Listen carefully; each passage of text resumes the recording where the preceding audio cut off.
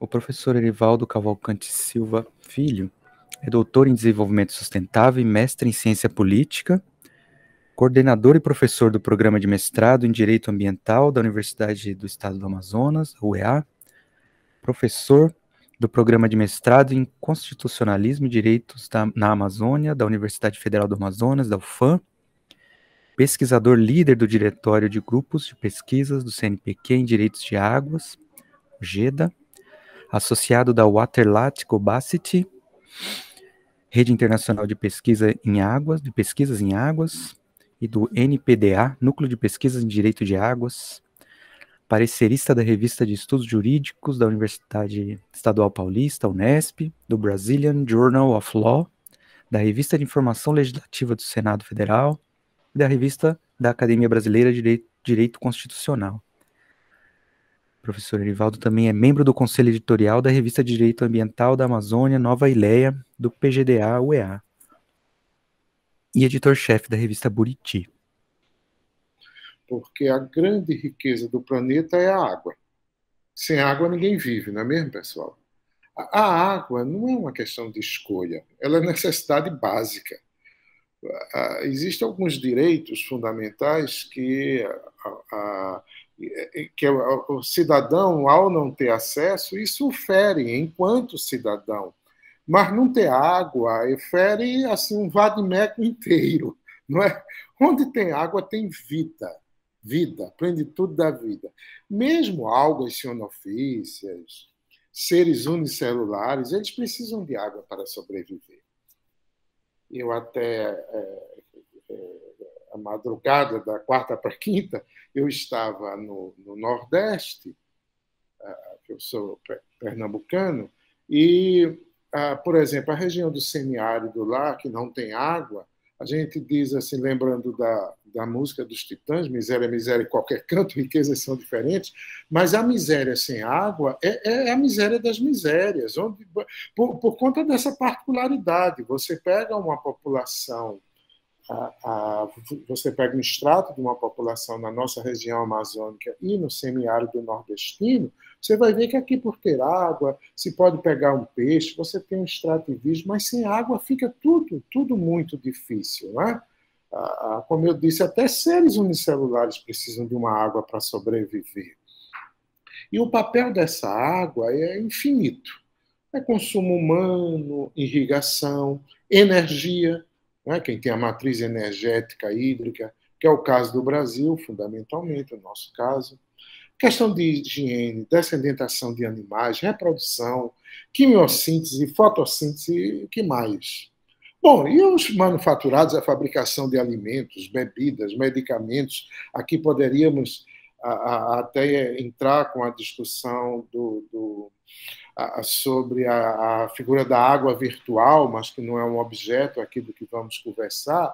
Agora, essa que eu vou chamar um pão nosso cada dia, a água nossa de cada dia, ela também pode ser fonte intensa de doenças. As doenças transmitidas pela água. Quer dizer, a água, o que eu quero colocar aqui é um contraponto, a água como vida, e a água, quando não é bem tratada, quando não é respeitada, ela também transmite ela leva à morte, transmite doenças, que vai surgir quando ingerimos ou usamos uma água contaminada. E aí o universo é enorme. Nós temos aí milhões de bactérias, fungos, micro-organismos patogênicos que são nocivos aí ao corpo humano. E essas bactérias, fungos, etc., eles vivem em um ambiente aquático e chegam ao nosso corpo das mais diversas formas. Eu não vou muito longe de citar isso, estou apenas fazendo um preâmbulo, também não é nosso objeto tratar de doenças de veiculação hídrica, mas a hepatite, a leptospirose, a esquistossomose, a amebíase, a ciguatera, talvez esta última seja menos conhecida, mas é uma intoxicação causada por quem come peixes ou animais, outros alimentos, né? São animais, outros alimentos marítimos que estão contaminados por uma espécie de um plâncton, não é? E é uma coisa difícil de controlar, ou para controlar você tem que estar ali fazendo os exames com as águas, não é? Porque os peixes comem plâncton e nós comemos os peixes. Quem está aqui na base de Manaus sabe os problemas que nós estamos passando nesse momento, por exemplo, com o nosso tambaqui. É por conta disso. Uma outra lembrança que me veio agora, eu sempre gostei muito de ficção científica e trabalhar com literatura e direito, cinema e direito. O último filme daquela série Mad Max, ao contrário dos anteriores, porque os anteriores, a luta era pelo suprimento de combustível. Neste último, a luta é travada pela água. Aliás, a luta do mundo é pela água, e não é uma luta de hoje. Você vê lutas por água, por poços escavados, no Antigo Testamento. Quando a gente fala, estou falando muito, não é o objeto de hoje, prometo a vocês que não estou confuso, vou para o objeto daqui a pouco. É que eu quero realmente fazer essa introdução. Se você vê a questão de Israel, não é? Quer dizer, em 68, na Guerra do Yom Kippur, Israel vai lá, toma as colinas de Golã, leia-se a Golã geológica. Porque quem tem a nascente de um rio domina politicamente a área. Então, quando em 73, Israel vai anexar oficialmente como seu território. E quando a gente fala em território, é bom lembrar que a luta ali não é só por território no sentido de terra, é por água. Quem tem a água ali escala a vida. Então, Israel não vai devolver nunca. Ali é a nascente do Rio Jordão, que dá nome à Jordânia, país este, Jordânia, que não tem domínio sobre o rio. Israel faz todo um controle daquela região. O mesmo vai acontecer com a China, só lembrando um pouco aqui, quando a China vai invadir o Tibete. A população da China, nos últimos 40 anos, duplicou. A última vez que a população da China tinha duplicado, isso tinha levado mais de 200 anos. E a China está num crescimento enorme. De cada 10 produtos, 7 navegaram ali pelo mar da China. Então, a China precisa de água para a produção, de água para beber. E exatamente no Tibete está ali a nascente dos rios. Então, aquele domínio para a China é muito importante. Não é? Portanto, a água, em síntese, como se sabe, ela é indispensável aos seres vivos. E seres vivos, humanos em particular, não é? O caso dos humanos, nós podemos sobreviver semanas sem alimentos, mas sem água, vamos morrer em poucos dias. Desse modo, de todos os recursos que a natureza dispõe, a água é um bem de valor superior, na medida que é essencial para a sobrevivência e para a maioria das atividades humanas. As grandes civilizações, elas tiveram como lastros rios caudelosos. Foi assim que nasceram as grandes civilizações. Não é? Agora, o aumento do consumo deste recurso, principalmente nas últimas décadas, devido ao crescimento populacional, a agroindústria. A agroindústria leva a cerca de 70% da água. Da indústria propriamente dita, além da sua irregular distribuição territorial. Eu falava um pouco sobre lutas, não é? As lutas travadas por água. Aí eu citei o caso de Israel.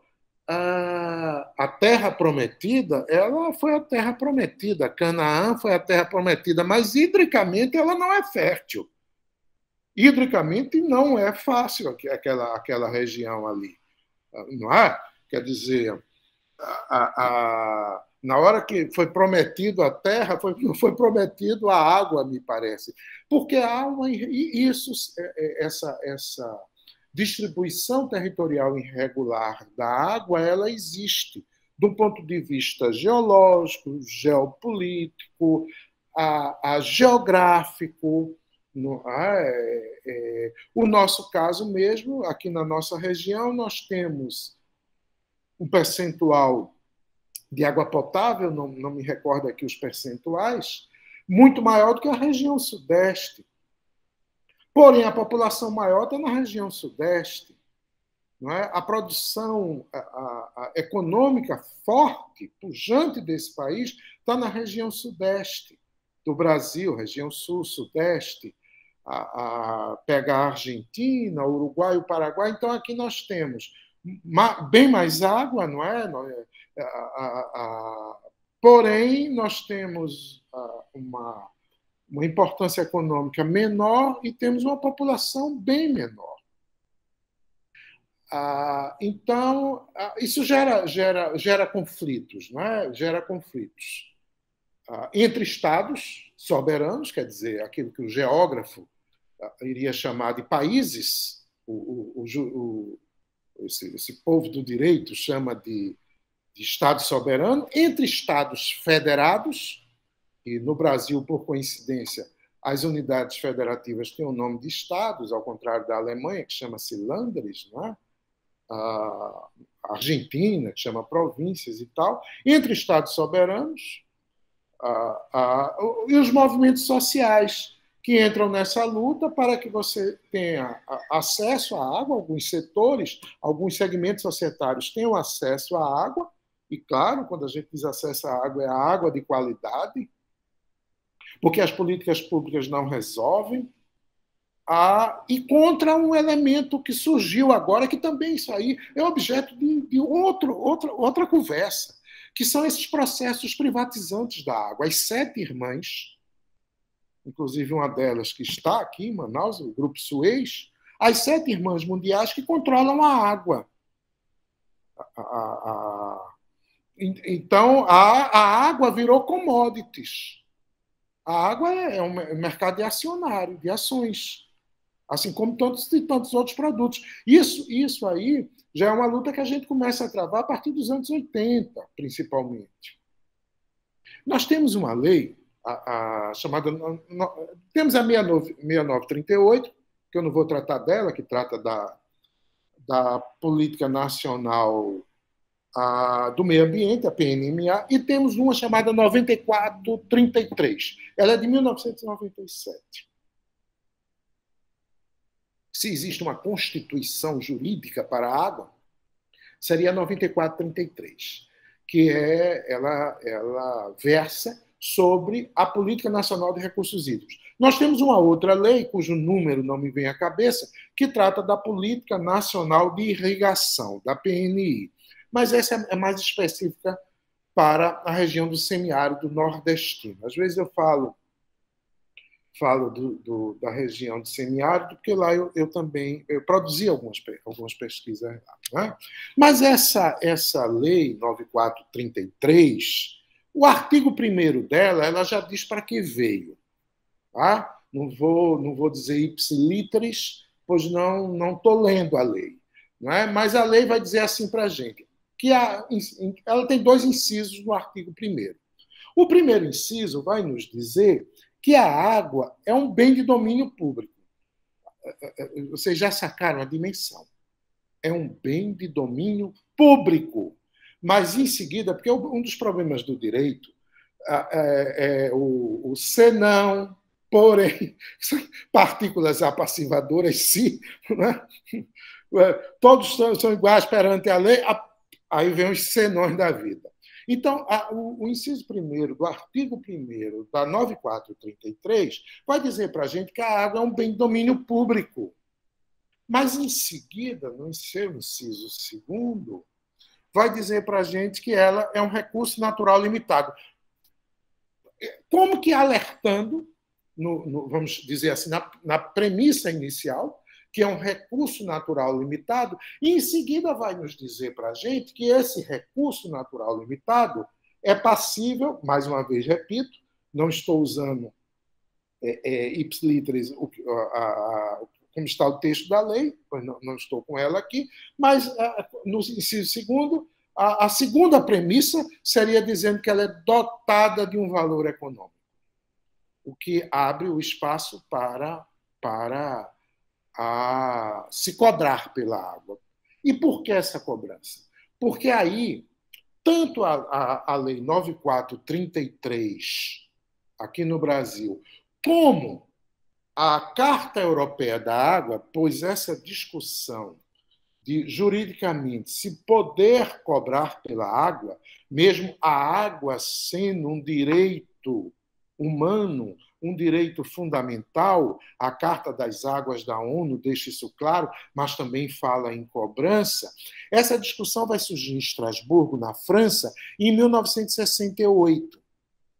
Pois é essa Carta Europeia da Água que vai dizer para a gente que a água é patrimônio, é um patrimônio comum, não é? Que deve ser valorizada para todos, que todos devem ter acesso, mas é necessário que se economize, que se cuide da gestão do recurso, não é? Que o recurso a governança deve ser em cima da bacia hidrográfica e não das fronteiras administrativas. Aí, às vezes, eu sou um pouco cético nisso, porque até acho que a gente deveria ter Você não tem a Organização Mundial do Comércio? No futuro, eu penso que a gente vai ter que ter uma Organização Mundial de Águas, um contrato mundial de águas. Agora, eu digo que eu sou cético porque essa coisa de água, a água não conhece fronteira, a água não sabe se esse é teu ou esse é meu. Os países não gostam de compartilhar, e em crise, pior ainda. Não é? Então, em 1968, essa Carta Europeia da Água, ela vai começar a tratar dessa questão de se poder cobrar. Aí, definindo, como se dá isso? O caminho que se achou para que essa cobrança não fosse questionada foi dizer que água é uma coisa, recursos hídricos outra. É algo como petróleo é uma coisa, gasolina é outra. Não é? A gasolina deriva do petróleo. Então, recurso hídrico deriva da água. A água é elemento natural. A gente já viu isso, está na lei, recurso natural limitado. A Carta Europeia da Água diz para a gente, com outras palavras, diz que é um patrimônio comum. É assim que vai dizer. Então, esta água é um recurso, é um elemento, portanto, natural, desvinculado de qualquer uso ou utilização.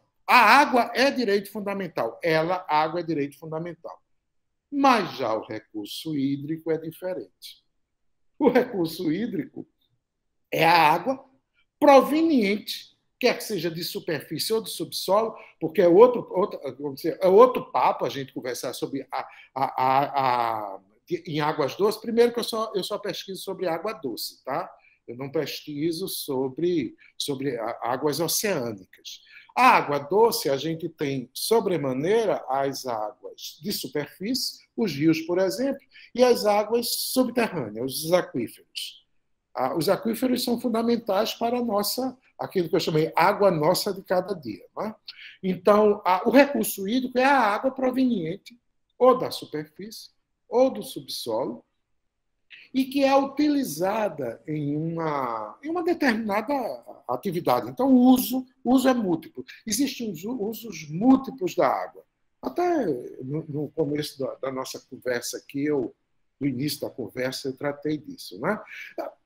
Já que o recurso hídrico ele é uma água, ele é proveniente da água e ele tem uma utilização, o entendimento é que nada mais justo que ele tenha um valor econômico. Nada mais justo que ele seja cobrado. Por quê? Porque ele tem um custo. O recurso hídrico tem um custo. Enquanto a água é a nascente, a água viva lá, não é?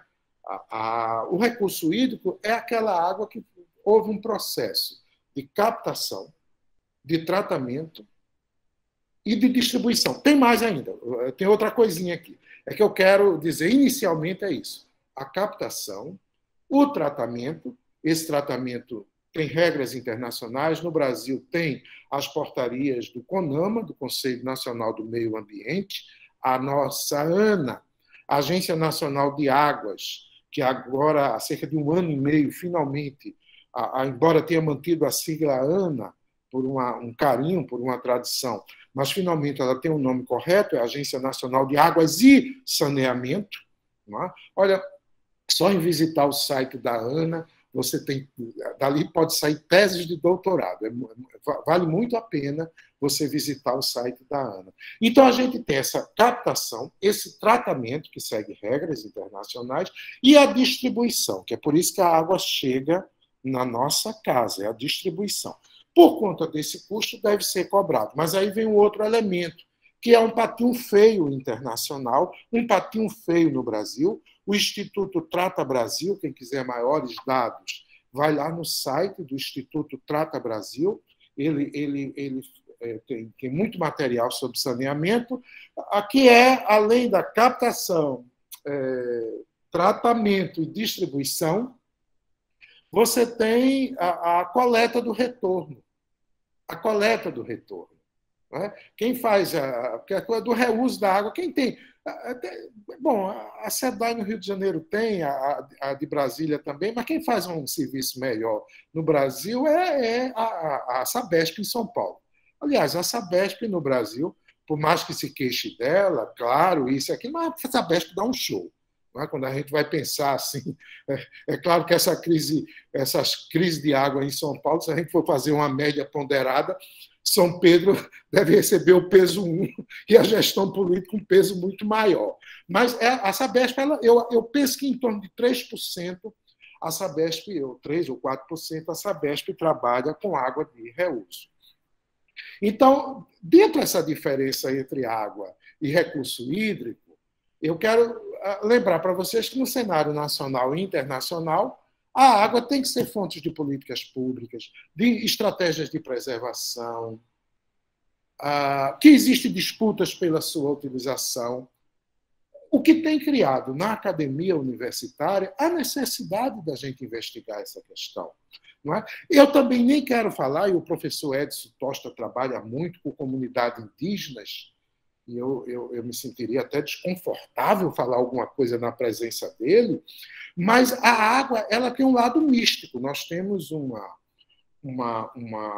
ambientalista, a Vandana Shiva, uma indiana, que trabalha muito com essa questão da água como elemento místico. Né?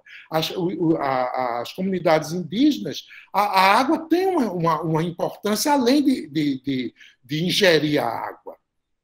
Né? Então, o que eu quis até agora foi mostrar para vocês, foi fundamental a importância desse elemento, lembrar de disputas por ela, a última delas, que é a transformação da água em commodity, lembrar que existe essa dicotomia entre ser direito fundamental ou ser uma mercadoria, ser um objeto passível de cobrança, e que ela, no campo do direito, que é o que eu venho apresentar aqui, ela não a rigor não é estudada. Nas faculdades de direito, nas matrizes curriculares, existe uma disciplina chamada direito ambiental. Porém, direito de águas não é direito das águas, tá? Aí já seria uma nova discussão do novo constitucionalismo latino-americano, não é? De colocar os elementos da natureza como sujeito de direito e não como objeto. Aí também é uma longa conversa que não é nosso, que não é o caminho que eu quero tomar aqui.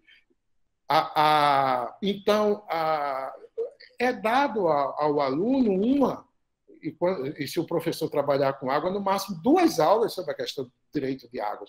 Depois ela sai de cena e nunca mais você vai ver água. Nunca mais. Você vai fazer alguns cursos específicos. Bom, eu vou tentar fazer aqui. Ufa, finalmente vamos entrar no assunto, né? Esse professor fugiu muito das coisas. Eu vou tentar, na verdade, fazer uma simbiose entre sociologia e direito. Aí eu já me sinto mais à vontade, porque minha primeira graduação foi em sociologia, a segunda foi em direito. Né? Vou trazer a lume o conceito de espoliação hídrica. Espoliação hídrica. Inicialmente, o conceito de espoliação urbana, e tendo a cidade de Manaus como nosso objeto principal. Não é? Então, sempre que vou falar alguma coisa sobre isso, eu começo lembrando que, os estudos mais aprofundados acerca do meio ambiente urbano, ele começa a surgir no século XX. E é impossível a gente não pedir subsídios da famosa Escola de Chicago. A Escola de Chicago surgiu nos Estados Unidos na década de 10 do século passado, por iniciativa de pesquisadores norte-americanos que integravam o corpo docente do Departamento de Sociologia da Universidade de Chicago. Alguns nomes vale a pena a gente lembrar, porque me seguem como eixos iniciais teóricos. Não é? Alguns nomes são oriundos dessa escola. O Louis Wolff, o Robert Parkes, muito famoso, o Ernest Burgess. Então, entre 1915 e 1940, essa escola de Chicago teve uma proa muito grande, né? Porque ela produziu um vasto conjunto de pesquisas estas dedicadas à investigação aí de fenômenos sociais que ocorriam especificamente no meio urbano das metrópoles norte-americanas. A escolha da cidade de Chicago não foi sem motivo, né? O que representa a cidade de Chicago. E esses estudos travados na universidade, eles inauguraram um novo campo de pesquisa, que é aquilo que nós vamos chamar de sociologia urbana, focado na cidade. Gente, a cidade é o local que a gente vive. Não é? A rigor é o local que a gente vive, é o nosso habitat natural. São as cidades, nós que somos bichos urbanos, ou fomos obrigados a nos tornarmos bichos urbanos. E a cidade tem toda uma dinâmica. Eu nem quero usar a palavra evolução, porque isso aí seria muito confuso, mas a cidade tem uma dinâmica, ela constrói, ela destrói, ela se reconstrói. Eu lembro de Manuel Bandeira, que quando ele dizia, ele foi morar no Rio de Janeiro, foi professor lá do Pedro II e tal, e as poesias completas dele composta de algumas cartas, que ele dizia, por exemplo, que não voltaria na cidade do Recife porque aquela cidade era outra. Isso acontece comigo quando eu vou para lá. Por exemplo, quando eu vou em São Paulo, Edson, que é a cidade que eu mais admiro no mundo é São Paulo, a segunda é Nova York, pelo menos das cidades que eu já estive. São Paulo, para mim, não é o local, assim, para mim, é um encantamento. Não é? Quando eu vou em qualquer outra cidade, e eu morei em São Paulo nos anos 80, também tem isso, e essa São Paulo, claro que mudou muito, as cidades são dinâmicas, como eu dizia, mas eu não me sinto, vamos dizer assim, frustrado, melancólico, ou talvez até meio depressivo, como acontece com a cidade do Recife. Tanto é que eu assumi um compromisso comigo. Tem locais da cidade do Recife que eu não frequento, eu não vou mais olhar. Porque cada vez que eu vou, está pior. É eterna decadência. Por conta dos espaços das cidades. É isso que eu tenho que entender. Que a cidade é isso. Ela constrói, ela destrói, ela volta para o mesmo lugar. As ideias das áreas centrais das cidades, vocês sabem como estão. Aliás, a nossa cidade de Manaus é uma cidade até privilegiada nisso. Mesmo que você tenha uma situação ou outra, mas não é... Gente, o que era Barão de Itapetininga, Edson? O que era não é a Rua Boa Vista, todo aquele cinturão ali de São Paulo era muito diferente, não é? Imagine no Recife, que eu estou chamando de a eterna decadência. Não é? Então, naquele momento, na cidade de Chicago, lá no século XX, esses pesquisadores a utilizaram como um laboratório social. Foi isso que eles fizeram, não é? Chicago vivia um acelerado processo de expansão urbana. Isso vai acontecer em muitas cidades. De crescimento demográfico. E, no caso dela, é resultado bastante do desenvolvimento industrial. Isso vai acontecer também em São Paulo, as vilas operárias, não é? Aquela resposta, talvez a Rerum Novarium seja a encíclica da Igreja Católica que melhor responde às políticas sociais da Igreja Católica, a criação dessas vilas operárias, embora por trás delas tinha toda uma ideologia que também não vou tratar aqui, mas, como se diz, também não foi de graça. Então, como decorrência desse processo, Chicago presenciou o quê? O aparecimento de fenômenos urbanos. Esses fenômenos foram chamados de problemas sociais. Crescimento de criminalidade.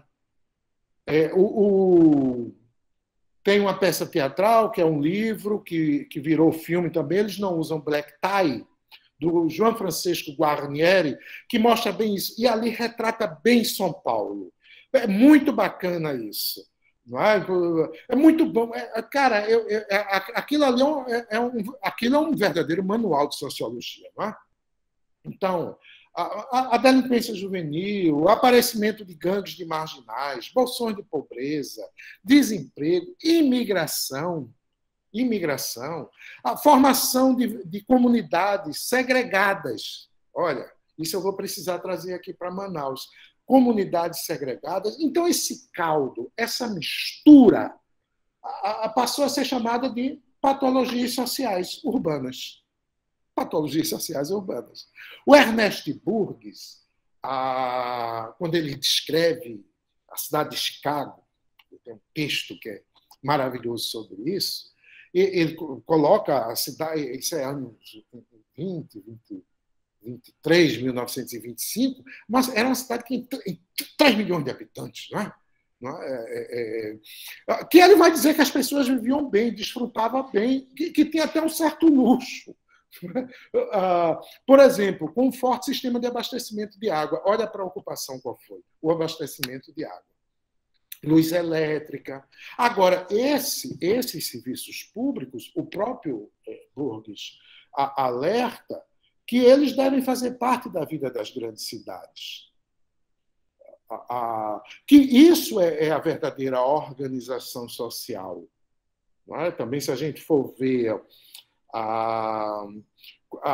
o modelo da Paris dos Boulevards quando chega no Brasil, isso vai acontecer no Recife, vai acontecer, eu acho que o Rio de Janeiro, né, quando eles destroem o Morro do Castelo, aqueles cortiços, não é? Então, vejam que a água passa a ser citada como um componente de vida urbana. Pessoal, a água é um componente fundamental de vida urbana. Mas, em contradição, naquele momento, ter acesso a ela não fazia diferença para o arranjo das cidades. Não se possuía esse olhar. Não é? O Robert Parkes ele tem um olhar, de novo, falar de olhar diferente, porque ele estuda os efeitos da imigração na cidade. As cidades, puxa, discutir a imigração na cidade de São Paulo. Uma ocasião, meus colegas, eu falo do nome de vocês, citando o professor Edson Tosta, eu estava num local, foi na UFAM, e eu perguntava assim, quem era aqui quem é amazonense? Então, a turma tinha umas 40 pessoas. Quem era amazonense de terceira geração? Por exemplo, minha filha é amazonense, ela nasceu em Manaus, mas o pai dela, que sou eu, sou do Recife. A mãe dela é de Niterói. Então, ela já não se enquadraria. Aí saiu, não, eu não sou de Manaus, eu sou de tal local e tal. Não, meu pai era cearense. Não, meu... Então, quer dizer, daqueles 40, assim, quem era do Amazonas mesmo, eu acho que ficaram 3 ou 4 apenas. Então, é essa coisa do processos migratórios que vão para a cidade de São Paulo, que recebeu muita gente, ainda recebe, né? Chega a se dizer que a maior capital do Nordeste é São Paulo, pelo número de nordestinos que tem. Eu, quando morei em São Paulo, por exemplo, eu ia assistir alguns jogos de futebol. Na época, eu gostava de futebol, e eu me identifiquei muito com o Corinthians. Não sou nenhum time de São Paulo, mas eu me identifiquei muito com o Corinthians, porque eu olhava para o lado direito, era um nordestino, para o lado esquerdo era outro. outro. Eu digo, vai ter nordestino assim? Então, o Parker ele estudou muito a questão das migrações, que são importantes para cidades como, por exemplo, Manaus. Inclusive, as suas pesquisas tiveram importância na criação de conceitos dentro da criminologia. Eu tenho colegas que trabalham com criminologia, com ecologia criminal, não é? E a gente tem que citar o Roberto Parques. Não é? Bom, mas aí eu vou fazer o seguinte, eu vou dar um salto, porque eu ainda teria algumas coisas para falar, com certeza, da Escola de Chicago, porque a gente termina usando como paradigma aquele ambiente urbano, e ele se enquadra, aqueles escritos lá se enquadra bem, mas eu vou dar um salto no tempo, e claro, no espaço também, e vou para São Paulo. Olha lá vai eu para São Paulo. Como é que eu posso tratar desse tema sem chamar a dona USP para a arena? Não é? A USP tão bons serviços presta a esse país. Não só a São Paulo, mas a esse país. Eu vou falar de um sociólogo paulista chamado Lúcio Kovarik, que faleceu recentemente. Faleceu a gente está em 2000. Faleceu, acho que tem um ano. Deve ter um ano que o professor Lúcio Kovarik faleceu. O Kovarik é considerado um dos maiores estudiosos de sociologia urbana brasileira. Não é? Quer dizer, eu falar desse tema aqui, de espoliação urbana. Aliás, espoliação urbana não é um termo meu, é do professor Lúcio Kovarik. Eu apenas fui lá pegar dele uma perninha e criei a espoliação hídrica. É do professor Lúcio. Não é? Então, ele, quando vai tratar dessa questão, ele demonstra que há no geral, o que é que acontece? É um crescimento desordenado. Mais desordenado, às vezes, do que caótico em nossas cidades. De um modo geral, é assim que ele vai definir as coisas. Não é? E por que ele diz que não é caótico? Que estranho isso, né? É porque ele vai dizer que as cidades... Aí tem aqueles modelos de cidades do... Meu Deus... Sérgio Buarque. Não é? O modelo português, o modelo espanhol. Não é? Que eu não me recordo a nomenclatura. O semeador e o ladreador. Isso, Edson. Edson, tem você aí. É um grande suporte, exatamente. Então, ele vai lembrar isso para a gente, né? Então, ele vai dizer que as cidades brasileiras e latino-americanas elas não apresentam, não apresentariam, não é, quase que invariavelmente, esse mesmo padrão de expansão territorial, ou seja, o alargamento das periferias. Aqui em Manaus se tem que discutir as periferias. As periferias sem infraestrutura urbana, com desenvolvimento social fundado fundamentalmente nessa segregação territorial entre ricos e pobres, e até mesmo no bairro eu estou usando rico aqui, por favor, eu não quero utilizar as estratificações sociais, usar categorias sociais, seria melhor a weberiana, ou marxiana, ou marxista, não é? Mas eu quero dizer aquilo que classicamente você vai chamar de rico e pobre. Mesmo aqueles bairros, vamos dizer que 1 metro quadrado é mais caro, você às vezes tem ao lado uma outrora favela, atual a denominação comunidade, e elas se autoalimentam. Não é? Porque quando você vai para a periferia, uma pessoa que tem uma condição social menor vai para a periferia, é expulso para a periferia, e isso no Brasil vai começar nos anos 30, anos 40, lá em Pernambuco mesmo tinha um governador que está expulsando todo mundo, chamado Agamenon Magalhães, e o pessoal vai lá para a periferia da periferia. E quando perguntavam para ele se aquilo não era problema, ele dizia, eles vão viver para lá de macacos, se macacos quiser. Olha o termo que o cara usava. Isso vai acontecer aí, mundo afora, no Brasil também. Então, quando você pega uma pessoa e manda ela para as áreas periféricas, você manda, muitas vezes, sem os equipamentos sociais necessários. Você não tem um posto de saúde, você tem uma escola bastante deficitária, não é? A energia, a água. Por exemplo, teve um caso de um conjunto habitacional em Manaus que foi entregue as chaves, a população foi para lá e o ônibus não tinha chegado. O ônibus. Não é? Artigo 182 da Constituição Federal. Mobilidade. Não é? Aqueles 4 elementos que uma cidade tem que ter. Entre eles, a coisa da mobilidade. Então, a pessoa vai para um local. E isso também, às vezes, gera outros problemas, porque agora você vai pagar a luz, vai pagar a água, antes não pagava. Mas, às vezes, a pessoa não tem nem renda para isso, para pagar a água, para pagar a luz. Não é? Olha, só vai entender isso quem já teve uma conta de água ou luz cortada. Não é porque esqueceu de pagar, não. Meu Deus, eu me esqueci, que cabecinha. É quem já teve, ou quem não tem um mínimo de sensibilidade social. Aí é que vai entender isso.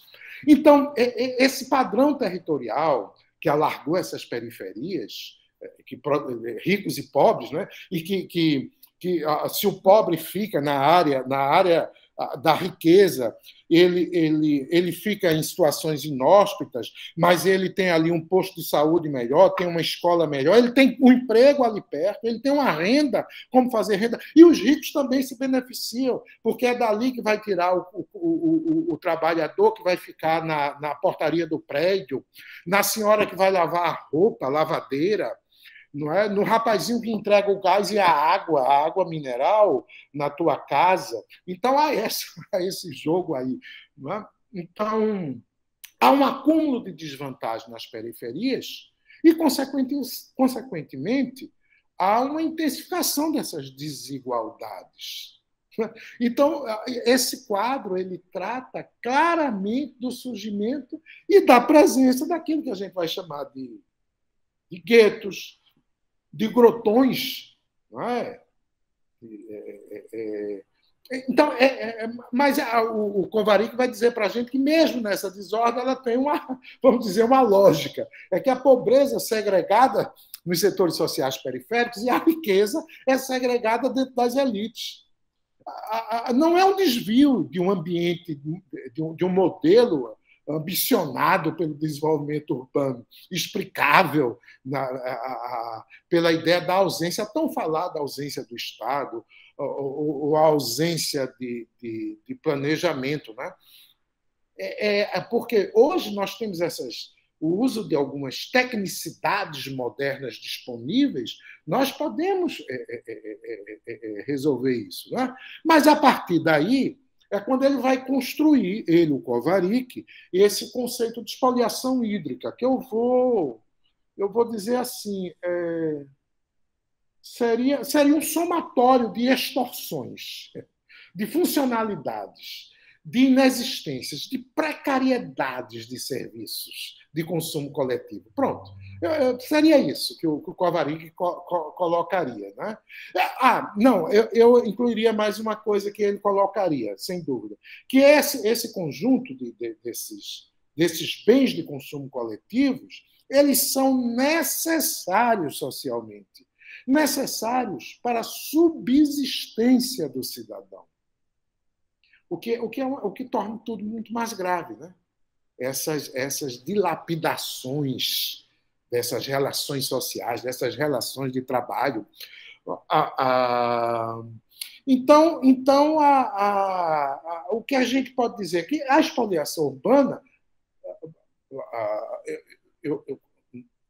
tendo um olhar jurista, eu vou dizer assim, expoliação urbana, pessoal, o conceito que eu vou dar é a falta de cidadania. É o não direito à cidade. É o não respeito aos direitos sociais. É o não respeito à fundamentalização dos direitos da cidadania. Isso é a expoliação urbana, do ponto de vista jurídico. Bom, e a expoliação hídrica? Como é que ela entra nesse papo, né? A expoliação... Em 2010, a Assembleia Geral da ONU, através de uma resolução, ela reconheceu a água, o direito à água, foi a água, o direito à água potável e limpa. Olha só, olha, um binômio aí. Direito à água potável e limpa. E lá define o que é o potável, os padrões de potabilidade. Nós temos resoluções aqui do CONAMA também dizendo para a gente o que é água potável e limpa, e o direito ao saneamento. Então, desde 2010, o saneamento entra nessa pauta como essenciais para o pleno gozo da vida. Pleno gozo da vida, e de todos os tipos de direitos humanos. Não é? O Brasil, vocês sabem que, no que refere à disponibilidade de recursos hídricos, ele é bem servido. O Brasil se caracteriza como um país de abundância relativa. A distribuição não é igual em toda a nossa base territorial, claro que não. Mas, porque é paradoxal, em Manaus falta água. Você está em cima da maior bacia hidrográfica do planeta e falta água na casa de alguém. É um negócio assim que difícil você entender, né?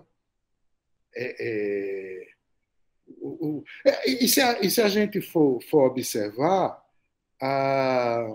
o Brasil, enquanto Brasil, ele detém mais ou menos 12% de água doce no planeta. Pessoal, isso não é pouco, não. Porque você tem países que têm abundância de recursos hídricos, que é o caso do Brasil, não quer dizer que essa presença seja econômica, né, em todo o território. Você tem aqueles que não têm, que têm pouca a presença de recursos hídricos. Você tem os que têm estresse hídrico, tem os que não têm água. Alguns países do Oriente Médio que não têm água. Eu estou falando não tem mesmo. O que é que você entende por não tem? Não tem água. Qualquer cimeira, qualquer evento, discussão no Oriente Médio, 2 pontos estarão na pauta: é petróleo e água. A água vai estar lá na pauta. Eles vão discutir essa questão da água, não é? Então, a nossa região norte é uma região que ela concentra quase 80% da disponibilidade de água aqui no Brasil. E a nossa população é uma população que chega a 5%. Não é grande coisa. Me lembro que a última estimativa, ou pelo menos a última estimativa que eu fui atrás do IBGE sobre a cidade de Manaus, ela tinha 1.900.000 habitantes. E nossa rede de distribuição de água aqui, ela atinge não chega a 270.000 domicílios. Então, a gente tem aí em torno de 100.000 habitações que recebe água, sei lá, por qual ponto. Pode ser poços, pode ser nascentes. O problema que gera poços, se eu fosse tratar aqui de águas subterrâneas, a gente ia discutir isso. Agora eu estive no Recife de novo dizendo isso, mas onde a gente está, a gente termina indo atrás pelo menos conversando sobre o nosso assunto. Um professor, Aldo Rebouças, que faleceu, da USP. Aliás, o professor Aldo Rebouças, quando eu o conheci, eu era estudante lá na Federal de Pernambuco e ele era professor da Federal de Pernambuco. Mas os trabalhos dele não tinha jeito, né? Ele tinha que ir para a USP mesmo. E foi para onde ele foi. O professor Aldo Rebouças, ele fez uma pesquisa lá, por exemplo, naquela região litorânea do Recife, o que ele chamou da região de tábua de pirulitos. Talvez em algumas cidades isso não tenha acontecido, mas na minha acontecia, que era uns garotos. O garoto passava na frente de casa com um apito e ele vendia os pirulitos. E esses pirulitos eles tinham um formato de cone e ficavam numa tábua, assim, que tinha os buraquinhos. Então, era tábua de pirulito que o professor usa esse termo. De tantos poços que se abriu, cada edifício, por exemplo, em Boa Viagem, se abriu um poço artesiano.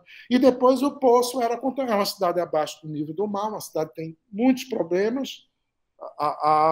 Então, o poço era contaminado, fechava o poço e abria o outro. Aí vocês já estão vendo a dimensão da confusão que isso gerou. Claro que isso era em uma época em que não havia as agências, não é, que estão fiscalizando e mesmo com deficiência, alguma coisa se apresenta. Então, aqui em Manaus, a gente entende, mais ou menos, que nós temos umas 400 mil pessoas, uns 400 mil habitantes, sem abastecimento regular de água. Então, olha lá, é um bem essencial, indispensável à vida, não é? E, por isso, ela, em princípio, deve ser servida a cada pessoa indistintamente, a menos que alguém vá detectar boas razões eticamente sustentáveis para agir de outro modo. E nós temos em torno de 400 mil pessoas que não recebem a água como deveria na nossa cidade de Manaus. Né? Então, a falta dessa água potável, aliada à ausência de saneamento básico, se for discutir o saneamento básico, o quadro é bem pior, não é? Que é algo também comum no meio ambiente urbano das cidades. Há cerca de um mês atrás, o Instituto Trata Brasil soltou um novo ranqueamento sobre águas. Vê a posição sobre saneamento, perdoe. Você vai lá dar uma olhada na posição de Manaus, nós estamos lá pelas tabelas. Né? Isso vai representar essa perversa trilogia. É isso, uma trilogia. Que vai ser o quê? A desnutrição, a falta de água, desnutrição, uma contaminação hídrico-ambiental, porque a falta de saneamento traz muitos problemas, não é? De doença. Então, você vai ter desnutrição, contaminação hídrico-ambiental, contaminação do ambiente pela matriz hídrica e de doenças infecciosas, que resulta disso tudo. Né? Então, essa trilogia perversa, eu fecharia com essas doenças resultantes. É claro que, inexoravelmente, isso vai elevar, isso vai trazer a números elevados de mortalidade infantil. Uma discussão que está na agenda que não era mais nem para estar, gente. Não é? Por conta dessas tecnologias que se tem hoje.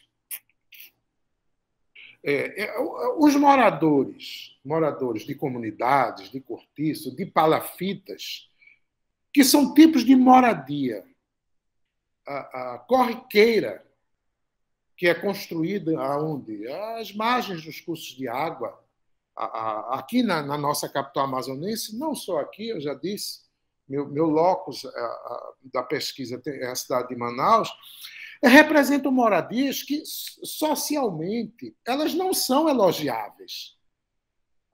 Isso acontece até com bairros, né? Você mora aonde? No bairro X. Não sei se ainda está assim em São Paulo, mas quando eu morei lá, tinha uma brincadeira com Pituba. Nem, rapaz, tu mora numa floresta, não sei o quê. Pirituba. Tu mora numa floresta, Pirituba deve estar cheio de edifícios. Então, às vezes, pelo bairro que você mora, você já é discriminado. Pelo tipo de moradia, mais ainda. Socialmente, isso não é elogiável. Para alguns, chega a ser considerado o último reduto de uma escala habitacional. Olha só. Não é? E, claro, com deterioradas condições materiais e simbólicas, como eu coloquei aqui, simbólicas da existência da pessoa. Sobre esses moradores recai justamente o estigma de fracassado, de delinquente. Não é? A sociologia há muito faz essa separação. A USP tem o Núcleo de Estudo de Violência, o NEV. Houve uma época que eu lia muito material do NEV, deixando claro, não, porque na época se chamava o termo mais favela, favela, então se associa com o crime, com o tráfico, e que não é. Então, recai nessa moradia a ideia do fracasso, a ideia da delinquência e uma ideia de uma promiscuidade. Não é? As famílias que vivem em suas casas próprias, aliás, o IBGE vem mostrando que a maioria da população brasileira, e vem aumentando, mora em casa própria. Mas a questão é a habitabilidade dessa casa também, que a gente tem que analisar. Isso é uma variável que deveria ter entrado nas pesquisas, que deve entrar nas pesquisas no futuro. Então, essas famílias que vivem em casas próprias, nas suas casas próprias, é inegável que elas enfrentam com mais êxito doenças, acidentes de trabalho, o desemprego, que vive batendo nas portas, não é? O desemprego, a velhice em si, não é? A velhice, o descanso. Portanto, a moradia própria, ela também tem um significado simbólico, não é? Às vezes, o significado da disciplina, o Kovarik, meu Deus, como é o Axeraldi, da Federal do Rio. O Axeraldi, ele mostra para a gente o mito da casa própria, que às vezes o trabalhador tem que ter a casa própria, não é? Então ele recebe um salário mínimo, mas ele vive naquelas condições, nas piores que tem. Aí compra um tijolo, quando compra o tijolo, o cimento não deu para comprar, o preço aumentou mais do que o outro. Quer dizer, é o que ele vai chamar de o mito da casa própria, que às vezes também é de uma perversidade enorme, enorme. Agora, o proprietário, quando a pessoa é proprietária do imóvel, ele vai carregar sobre si a noção de que é um trabalhador. Olha, fulano é honesto, é um chefe de família responsável, ele venceu na vida. Não, fulano venceu na vida, ele tem a casa própria. E a ergueu, atenção, ele a ergueu penosamente por muitos anos. Veja a disciplina. Né? Essa simbologia de eu tenho minha casa própria,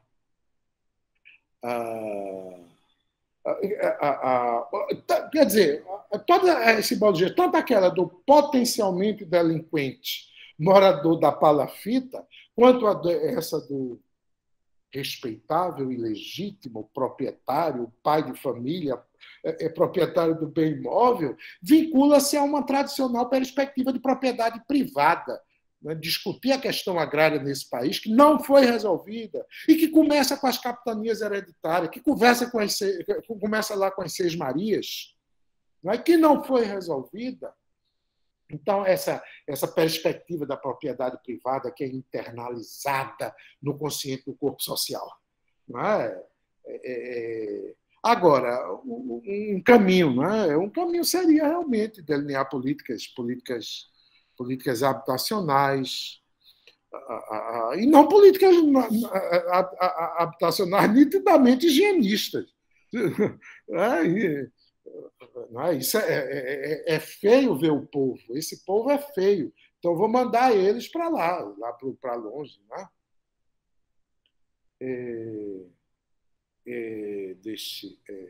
Bom, então deixa eu dizer assim. Esses vulneráveis do meio urbano, eles vivem uma espécie de cidadania de segunda classe.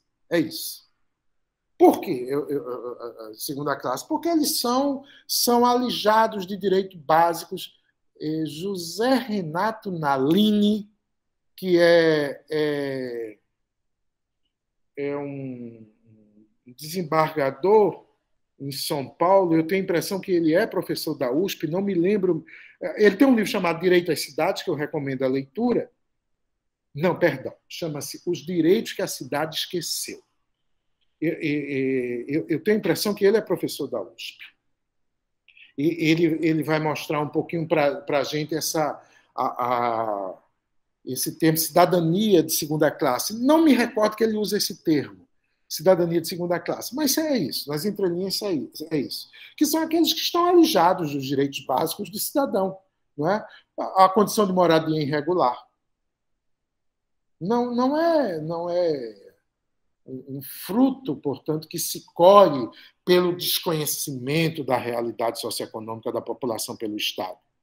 É o descumprimento do artigo 6º da Constituição Federal de 88, o artigo 6º, que trata dos direitos de cidadania, que, por sinal, existem 3 projetos de lei querendo incluir o direito à água potável no artigo 6º. Não é? Existe um outro projeto que, inclusive, foi aprovado no Senado, mas aí é para incluir um inciso no artigo 5º do texto constitucional sobre acesso à água potável. Não é? Então, olha só, a falta de serviços essenciais, a gente está vendo que é o quadro que se está pintando aqui, para que se possa viver com dignidade nas cidades, não vem só de um equívoco das decisões políticas, mas é um elemento intrínseco do nosso processo político, não é? Que vai assegurar a acumulação do lucro em detrimento da comunidade, da qualidade de vida da coletividade. Essa Política Nacional de Recursos Hídricos, a Lei 9433 de 1997, que eu falei, ela verte sobre os recursos hídricos e leva em conta também essa coisa da apropriação da água, que é feita de forma diferenciada, de uma localidade para outra. Então, essa desigualdade da distribuição de água potável, quero ver faltar água potável em certas localidades, já em outras é o comum faltar. Então, pode se constituir no que nós estamos chamando na pesquisa de expoliação hídrica. Então, como reverter essa situação que reflete negativamente na qualidade de vida das populações humanas? Então, a água te dá cidadania, até mesmo quando você recebe a conta para pagar, que é um outro problema aqui das políticas públicas, do gasto, dos 15 centímetros cúbicos, para que você pague uma taxa social. Mas, olha só, às vezes, uma casa, a família é muito grande.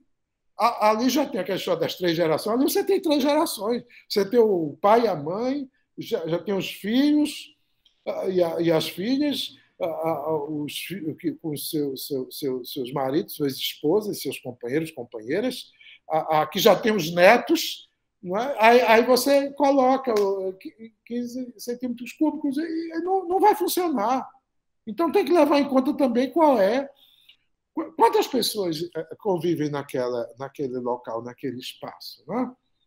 Então, isso é expoliação hídrica. Não é? Essas desigualdades ficam evidentes e se aprofundam, inclusive, quando a gente observa esses serviços de captação, tratamento, distribuição e a entrega, que às vezes é feito totalmente pela iniciativa privada. A questão da discussão não é necessariamente se é público-privado ou parceria pública e privada, mas que cheguem algumas populações que têm essa vulnerabilidade hídrica. Porque quando a iniciativa é privada, o que se constata? Uma maior relação conflituosa entre a empresa responsável, o poder municipal que lhe outorga o direito e que lhe tutela, e a comunidade. E, claro, isso se dá porque esses objetivos são muito diferentes de uma para outra. Né? Mas eu quero também ressaltar que, mesmo esse serviço, quando ele é sendo público, a gente não tem a garantia da qualidade de água, do acesso minimamente universal. O caso de Manaus configura muito bem. Nós tínhamos uma empresa municipal, que era a Cosama, e que, inclusive, a população até apelidou a sigla de Cosama para Colama. E a qualidade da água era muito duvidosa. Era muito. A turbidez, por exemplo, era terrível. Bom, um outro fator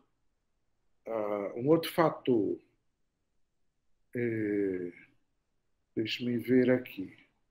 Um outro fator que pode ser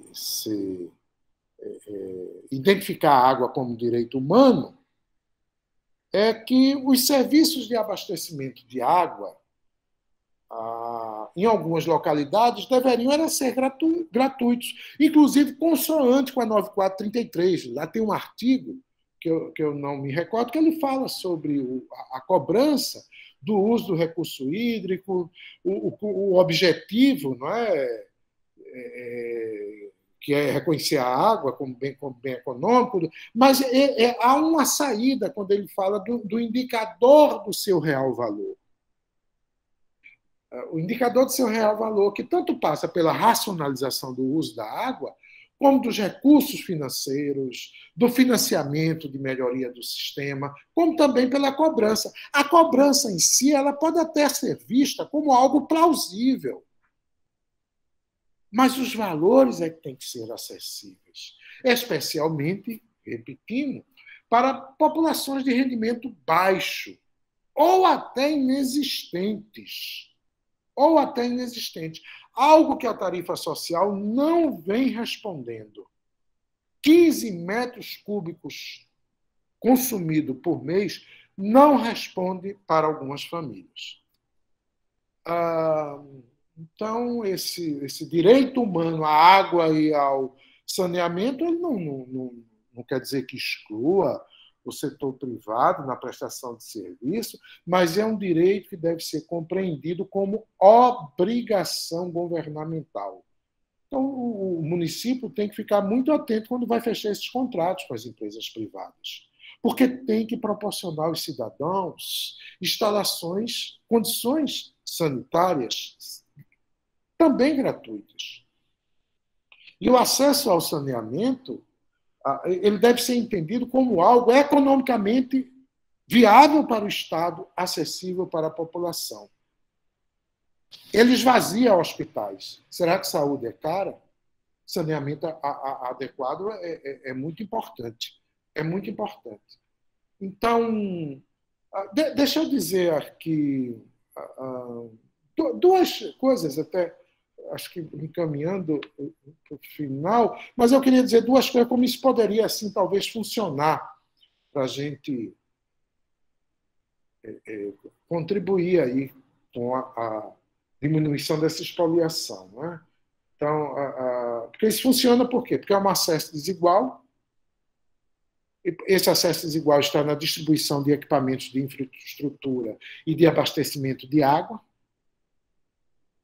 Esses aspectos, portanto, deveriam estar associados a critérios socioespaciais. Seria uma resposta. O território definido pelo acesso diferencial, porque existe uma população diferenciada. Esse seria o objeto. E não a hierarquia social, que é representada pelo poder, alcançado dentro dessa ordem social, que é exercida dentro desse território. Então, seria uma das maneiras, uma diferenciação socioespacial de distribuição do recurso hídrico. A segunda é exatamente indo lá para Kovarik, entender essa expoliação urbana, que ela se traduz, portanto, nessa desigualdade, mas que que é expandida aí, especificamente na questão da expoliação hídrica, mas seria a maneira de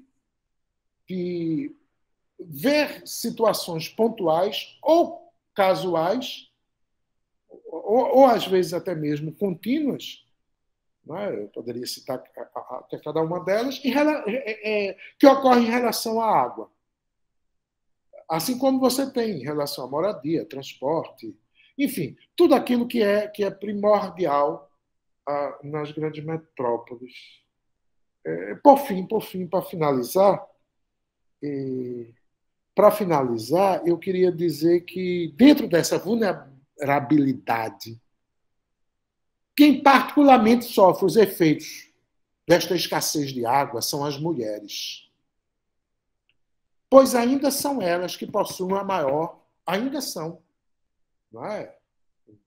ficar com um discurso bonito e tal, ainda são elas, por uma série de fatores que ainda tem, que assumem uma responsabilidade maior por esse aspecto da higienização da casa, dos afazeres domésticos. E esta utilização da água, ela tem que ser incorporada nessa avaliação dos valores econômicos do uso dela, do seu uso da água, já que ela é base material. Eu estou falando, é uma base material. Talvez é isso. Eu quero encerrar dizendo que ela é uma base material que uma comunidade precisa, que as mulheres precisam para seus cotidianos, porque frequentemente as mulheres não têm direitos à terra e não têm direito à água. Por isso, essas políticas públicas não podem afetar essa subsistência. Não é? Que alguns autores vão chamar de feminização da pobreza. Feminização da pobreza. Colegas, assim, eu penso que é isso que eu queria compartilhar com vocês. A água é fundamental aí para a produção de alimentos e para a própria nutrição aí adequada das pessoas, né? Para a alimentação também. Um ponto que a gente traz aqui, né, nas aulas, e ele aparece muito em todas as aulas, né, que é a questão, o fato de que a falta de alimento, a falta de acesso à alimentação, e me parece ser exatamente o caso da água, né, não é uma questão de escassez, né, como durante muitos anos isso foi pautado a fome como uma questão de escassez de alimentos, então você teria um crescimento populacional que não corresponderia ao crescimento da produção de alimentos, então a fome seria um dado estrutural, ou no caso, o pouco acesso à água, no caso do ponto abordado pelo professor, né? E não é exatamente isso que acontece. O mundo produz muito alimento, inclusive alguns dados mostram que talvez o planeta produza o dobro de alimento necessário para alimentar a população. O que a gente tem são questões políticas aí que atravancam, né, uma má gestão aí da cadeia produtiva e do acesso aos alimentos. A mesma coisa parece ser com relação à água. Claro, existem realidades nacionais aí muito diferentes, como o professor apontou, tem lugares no planeta em que você não consegue produzir alimentos e que você não tem também acesso tão fácil assim à água. Mas no Brasil, o Brasil, por exemplo, é o 5º maior produtor de alimentos do planeta. Então, o fato da gente ter quase 20 milhões de pessoas passando fome, a gente não tem como desconectar isso com razões políticas, né? A mesma coisa, o acesso à água saudável, à água limpa, à água potável, né? Se a gente pensar no Brasil todo, já é também um escândalo que exista essa má gestão da água em todo o Brasil, apesar também de você ter bolsões aí de clima semiárido, né? A região, a gente chegou a abordar, comentar muito rapidamente, né?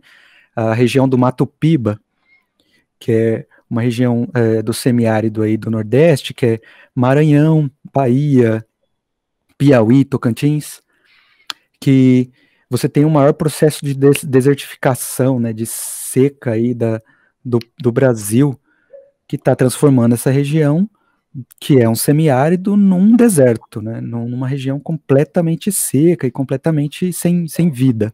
Isso em função também de espoliação hídrica, de uso indiscriminado aí de água na agroindústria, na pecuária, produção de soja,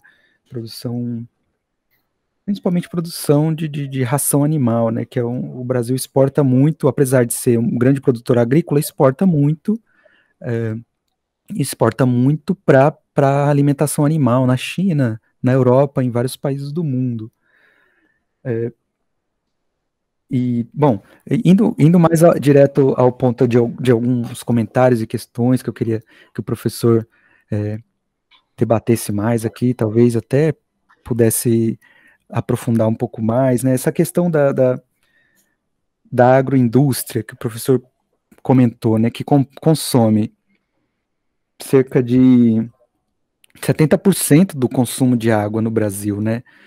E é algo, eu não sei o quanto isso é regulamentado, o quanto essas empresas, que muitas delas são corporações internacionais, né, que produzem num sistema que é um sistema monocultor, produzido em latifúndio, com pouquíssimos proprietários dessas terras, que são terras imensas, que usam uma quantidade imensa também de pesticidas, de agrotóxico e de fertilizantes que vão contaminar as águas públicas, né, as águas que são um bem comum aí da humanidade. Queria entender um pouquinho dessa regulamentação e como esses grandes produtores usam tanta água indiscriminadamente. Um desdobramento disso, professor, é esse processo, né, que o senhor comentou também, da comoditização da água, da privatização da água. Eu lembrei de um caso exemplar, né? É um processo que tem avançado muito, né, no mundo todo, no Brasil. Mas eu gosto de trazer também casos em que isso é revertido e isso dá uma esperança, uma alegria para a gente, né? Eu pensei no caso de Cochabamba, na Bolívia, em que você teve um processo de privatização da água, o saneamento lá foi todo privatizado por uma empresa, acho que uma empresa francesa, não me lembro exatamente o nome da empresa, mas essas pouquíssimas empresas aí, espanhola, né? Dessas pouquíssimas empresas que estão se apropriando da água, Nestlé, que estão se apropriando da água do mundo, né? Privatizando, comoditizando, né? Que é transformando a água, que é um direito humano, numa mercadoria, né? Então, você tem em Cochabamba um processo em que a água é totalmente privatizada, as contas de água da população aí sobem, explodem, né? Aumentam 400%, mas você tem um levante popular no ano 2000, isso, em Cochabamba, um pouco antes, inclusive, do Evo Morales assumir a presidência, ou seja, isso foi um dos fatores que fizeram com que ele se tornasse também um líder político relevante aí da América Latina, né, não só da Bolívia. Mas a população vai às ruas, a população faz uma mobilização incrível e conseguem reestatizar a água de Cochabamba, né? Então, ainda há... Oi, professor, o microfone. Desculpa, Edson, eu te interromper, que eu não queria perder a oportunidade de lembrar aos colegas que tem um filme chamado Guerras por Água, que retrata exatamente a questão de Cochabamba. Não é? Um grupo de cineastas que vão para lá fazer um filme sobre a presença dos padres espanhóis em séculos passados, lá em Cochabamba, e se deparam no meio da população nessa guerra.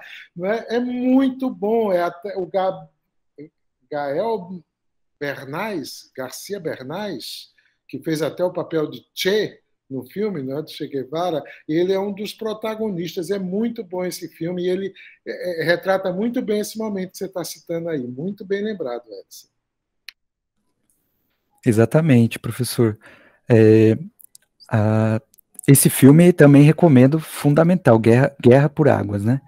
Que mostra esse processo de reestatização da água em Cochabamba. Uma referência aí fundamental, muito, muito interessante.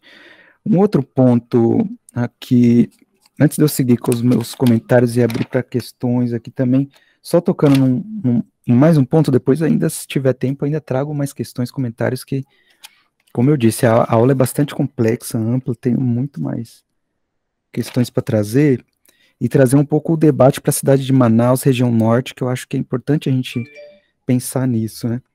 Pensar nessa região. Ainda com relação à Bolívia, você passou rapidamente com a questão desse constitucionalismo do direito latino-americano. Eu queria que você comentasse um pouco também, se possível. Por exemplo, o título da aula, né, é Direito de Águas, Expoliação Hídrica. E aí eu fiquei pensando, por que é direito de águas? Por que não é direito das águas? Porque as águas não são exatamente, pelo menos não constitucionalmente, né? Não são um sujeito de direito. É o direito das pessoas, mas das pessoas terem acesso à água. Ou seja, a água é um recurso, a água é tratada, né? Como você mostrou aqui, né? É um recurso hídrico, ou seja, passível aí, existem possibilidades de interpretações jurídicas que você acaba desembocando até num processo de mercantilização da água, comoditização da água. Então, nessas possibilidades, como você tem também eu fico pensando no caso da Bolívia porque é muito emblemático, né? Eles têm um estado pluriétnico, eles têm talvez aí um estado que esteja olhando mais para esses eventos climáticos, acidentes geográficos, recursos hídricos, como sujeitos de direito, né? Que é algo que está muito conectado com o pensamento indígena, com as filosofias indígenas, com a visão que os povos indígenas têm disso que a gente chama de mundo material, né, de paisagens, dos rios, montanhas, o vento. Por exemplo, o povo que o povo que eu trabalho mais proximamente, o vento é uma pessoa. O vento é um ser que comparece nos rituais, dança com as pessoas, tem uma série de prerrogativas ali, comunicação, diálogo com o vento. E outros povos aí vão ter uma relação bastante próxima também, de interlocução, diálogo, conflito, seja lá qual for a relação, mas uma relação de sujeito, né? Não é da água também, né, Wendel? Tem exemplos disso também na América Latina, e aí os povos andinos talvez tragam contribuições nesse sentido. Eu queria ouvir um pouco do professor, talvez um pouco do aspecto jurídico disso, né? O quanto o professor acompanha disso. A agroindústria,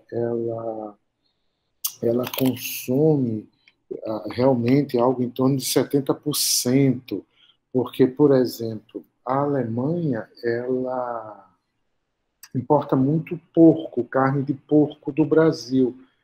E o Brasil vende a carne de porco, o quilo da carne de porco, pelo quilo da carne de porco. E não agrega um valor importante, que é o valor de água.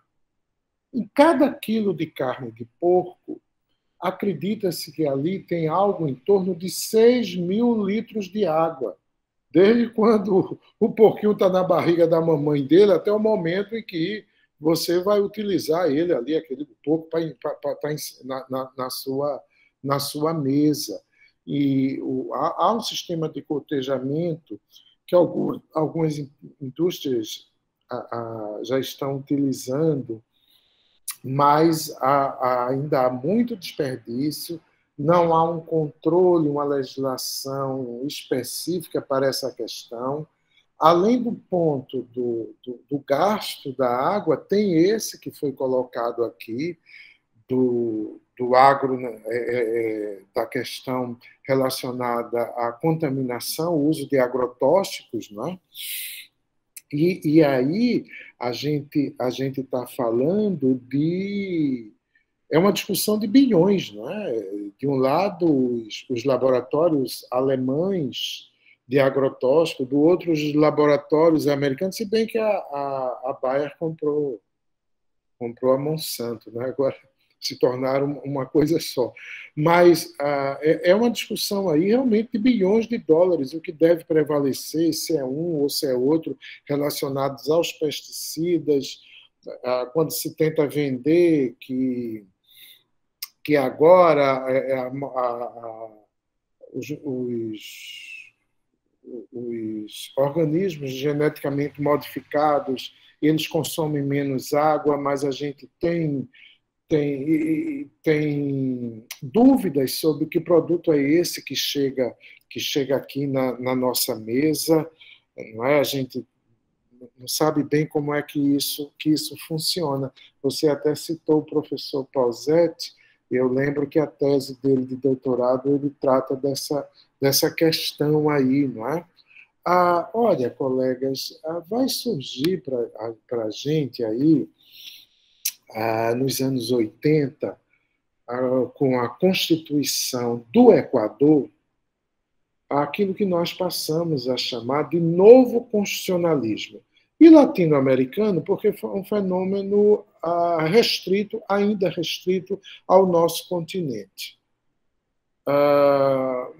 Aqui na América Latina, em razão de movimentos sociais,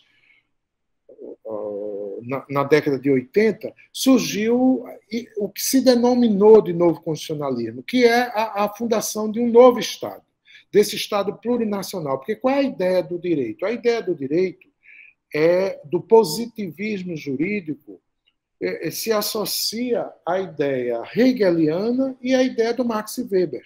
Quando o Weber coloca que o Estado é o detentor do monopólio, não é? Ele detém o monopólio legítimo da violência, e que fora do Estado não pode haver legislação. Tanto é que, olha, nos Estados Unidos se fala a nação de uma determinada comunidade indígena, nação X, Y. Aqui no Brasil não se fala em nação, é em povo. Isso tem a ver também com a Lei de Segurança Nacional.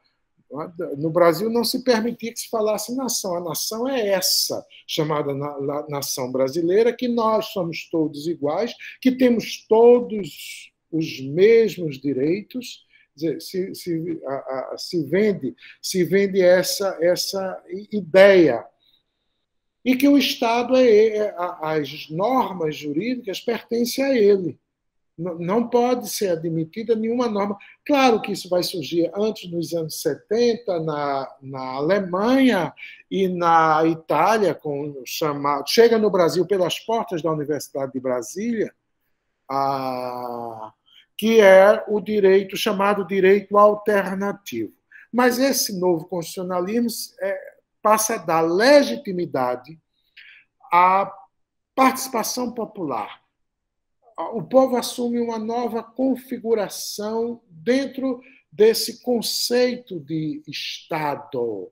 E aí, esse novo constitucionalismo ele vai assegurar, inclusive, que a natureza seja sujeito de direito, o que mexe com toda a lógica do direito positivo. Porque, para o direito, o sujeito somos nós. Nós, por sermos sujeito de direito, nós podemos propor uma ação jurídica. A gente não pode ir ao judiciário diretamente ou através de um intermediário em busca dos nossos direitos. Mas a natureza não. A natureza é um objeto. Como é que um rio vai sair andando e vai a um tribunal, ser escutado, ser ouvido? Ora, qual é a ideia do novo constitucionalismo latino-americano? É que esses bens ambientais da natureza, eles são sujeitos de direito porque eles têm quem os represente. Eles também têm quem os represente. Nós temos aí algumas situações. Por exemplo, na Colômbia, o rio Atrato, ele é um rio que é um sujeito de direito. Ele pode propor ações contra, por exemplo, quem o contamine. Quem vai fazer isso? Quem vai fazer isso será os movimentos sociais, serão os movimentos de defesa desse rio. E é interessante essa discussão, porque as pessoas de direito não foram formadas para pensar assim. Eu tenho colegas que, sem dúvida nenhuma, eu os colocaria até em primeira ordem, em primeiro momento, no campo aquilo que nós chamamos de progressistas. Mas quando se fala da natureza como sujeito de direito, quando se fala desse constitucionalismo, novo constitucionalismo, diz que eu faltei essa aula, eu não entendo isso. Como é que a natureza, por acaso, ela fala? Claro que ela fala. Ela pode não falar a língua portuguesa, articular o verbo, mas ela fala. Há um caso também de 2017 na Nova Zelândia. Aquele negócio tinha que ser a Nova Zelândia. O rio Wanganui. Eu não sei bem se a pronúncia seria essa, porque o nome do rio é o nome de uma comunidade originária, que é sujeito de direito. Eu estive na cidade do Recife, lá vem eu falando de novo dessa cidade, mas acho que foi em 2018, em um evento, onde uma das discussões era tratar, claro que era mais um grito isso, não é? Porque que era tratar, transformar o Rio Capibaribe em um sujeito de direito. Bom, isso aí tinha que mudar, isso não adiantava essa discussão ser ali, isso é uma discussão jurídica em âmbito federal, mas já se começa a ter alguma movimentação no Brasil também relacionada a esse aspecto, né? Da gente ter dentro dessa ideia do novo constitucionalismo. No Brasil, o artigo 225 da Constituição Federal é o artigo que trata da questão ambiental. Então, ele vai dizer, é mais ou menos assim, todos têm direito ao meio ambiente sadio e de qualidade, e que as gerações... Ou seja, ele vai buscar aquilo que classicamente se conceitua como desenvolvimento sustentável, que é oriundo de 1972 do relatório Grohalen-Brundtland, do relatório do documento Nosso Futuro Comum. Da primeira vez que a ONU vai fazer uma conferência, que o Brasil esteve presente, aliás, a posição brasileira foi a pior possível. Não é? O Brasil mandou um general como chefe da missão, e não por ser general, não quero estar emitindo esse juízo de valor, mas pela posição que ele apresentou. Não é que a Europa tinha destruído lá o ambiente dela e era rica, e agora não queria que a gente distribuísse os nossos. Então a gente tinha que destruir, tinha que não sei o quê, que essa coisa de discutir questão ambiental, de natureza, era coisa de hippie. Era uma época em que os hippies estavam aí nas grandes cidades visivelmente, e que se quem tivesse uma planta, quer dizer, uma estrutura industrial, não é, mandasse para o Brasil, que o Brasil tem um espaço para ela. Talvez, por conta da época, talvez fosse até a nossa Zona Franca, né? 68, 72, talvez ia trazer para cá. No momento em que países como os Estados Unidos, por exemplo, já estavam pegando essas plantas poluentes e colocando da fronteira deles para lá, levando para o México, levando para a Índia, quer dizer, levando para aqueles que, no entender deles, vamos salvar os nossos, a gente fica só com a gerência financeira, informacional, ou sei lá o quê, e os caras lá que ficam a parte da poluição e que gerou alguns problemas, né? Bhopal é um exemplo disso, o Japão que andou aceitando, Minamata, que gera uma convenção de Minamata, de contaminação por metais pesados, regras internacionais, o Brasil é signatário, às vezes não cumpre, não é? Como deveria ser. Então, a utilização de um modo geral dos recursos hídricos e da sua defesa, nós sabemos, é até clichê dizer isso, ela tem que ser bastante ampliada, não é? E é importante que ela tenha assim, esse lastro jurídico, uma plataforma jurídica para isso.